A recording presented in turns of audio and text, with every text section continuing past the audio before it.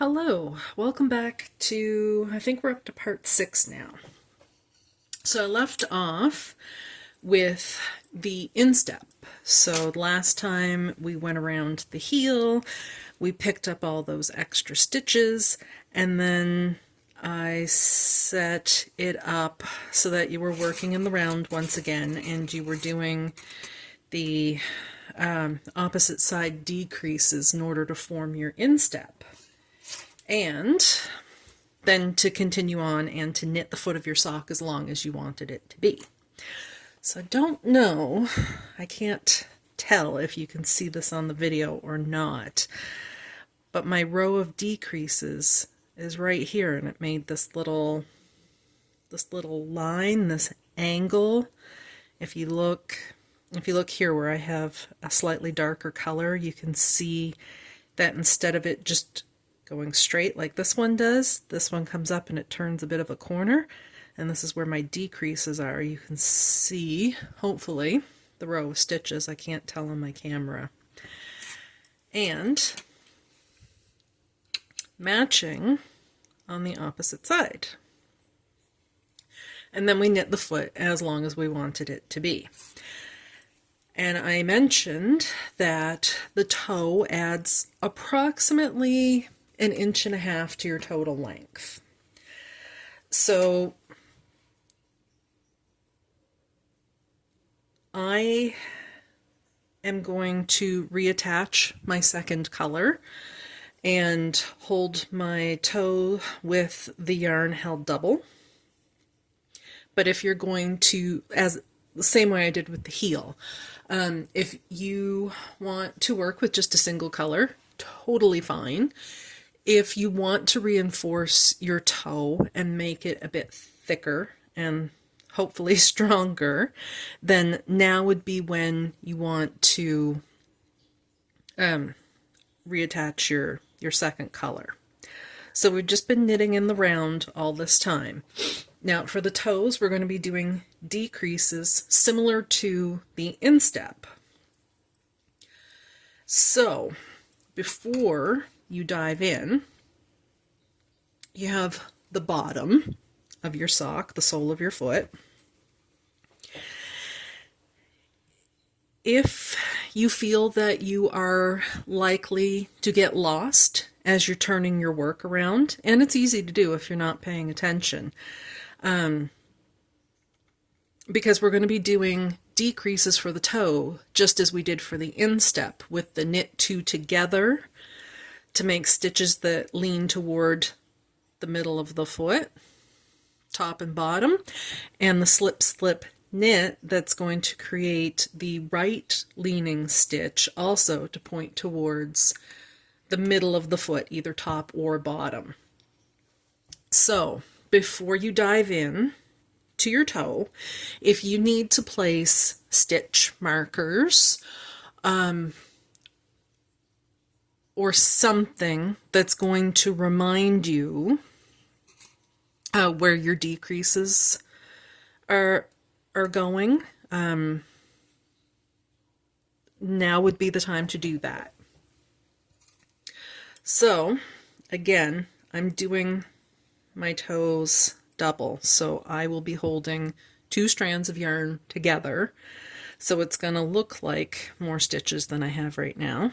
And true to form, there's cat hair, because there's just no avoiding it in this house. Okay, so I'm on the bottom of the foot right now, and I want my stitches to lean inward toward the center of my foot, whether that's the top side or the bottom side. So when I start knitting from here and I get to this edge, I'm going to do the slip slip knit to make this stitch lean towards the center of the foot, lean to the right. When I turn the corner and go around onto the front side of the foot, then I'll be doing just the opposite. So just keep in mind where you are in your journey with this. I'm also going to work my tail in as I go because I hate weaving ends in afterward.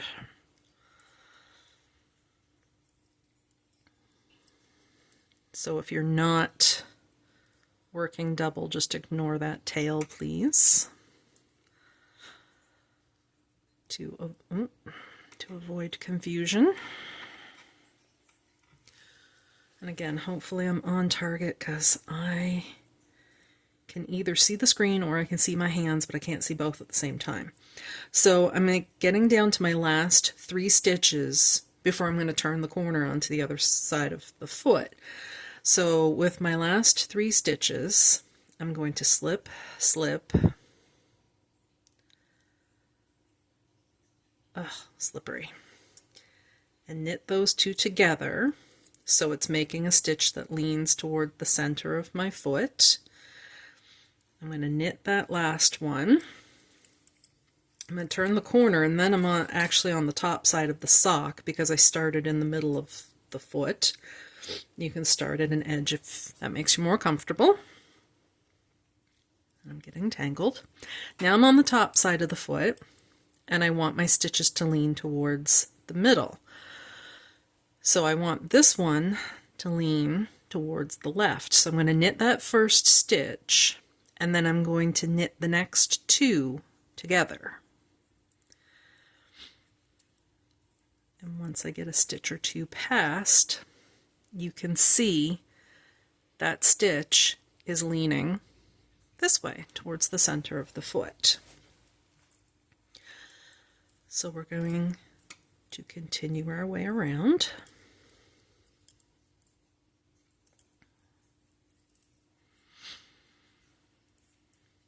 And I'm sorry, but I cannot talk and do things at the same time, or not very well.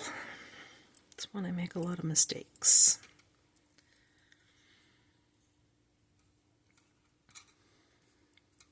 Which is funny because I watch TV and knit all the time, but clearly this involves a different part of your brain because I have a hard time with it. Okay, now I'm still on the top of my foot. I'm down to my last 3 stitches.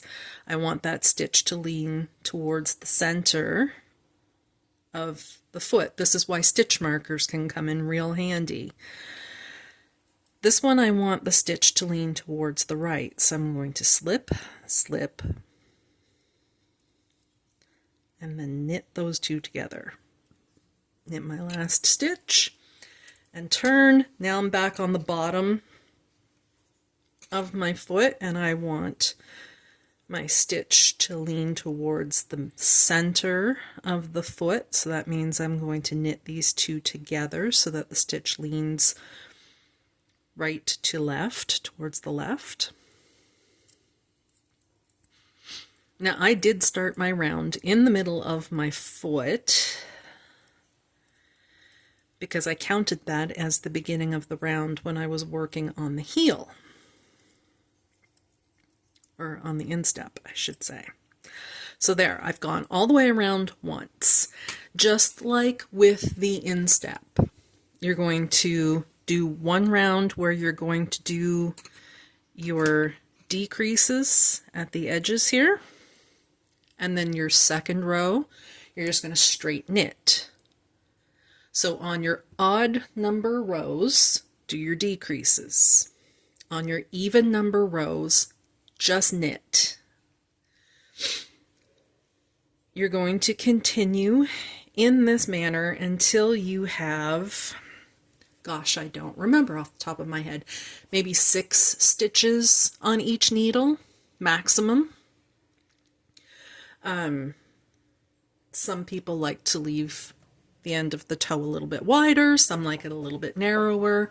I usually go until I have about 6 stitches remaining on each needle.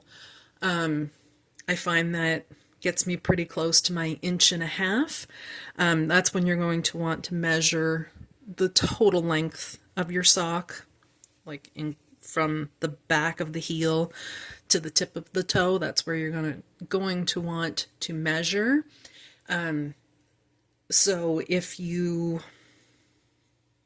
under or overestimated your length and you want your toe to be a little bit longer, you can throw in some extra rounds and you can decrease until you have maybe 4 stitches left on each needle.